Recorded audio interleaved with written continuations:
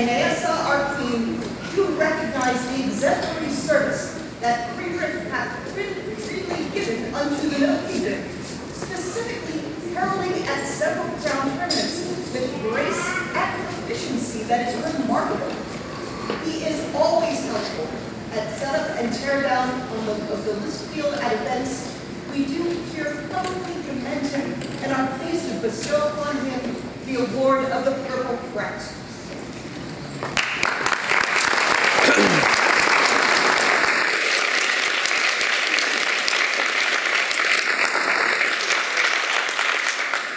I know it is very difficult to find somebody who might be louder than me. He comes close. Crown tournament is a fluster for many. But one thing is for sure, when he announces who is on that list, you know who is on that list. There's no doubt that this man serves his kingdom and he serves it well. The skills of announcing during a crown tournament or any tournament is greatly appreciated, for it lets us who are standing around watching know what goes on.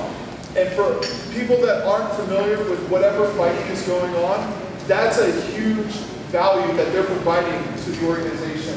Not only that, Friedrich also was one of the first people, when we said we needed guards, to run up here to perform that action for us. So the Purple Fret is the least that we can do giving him this award. Thank you.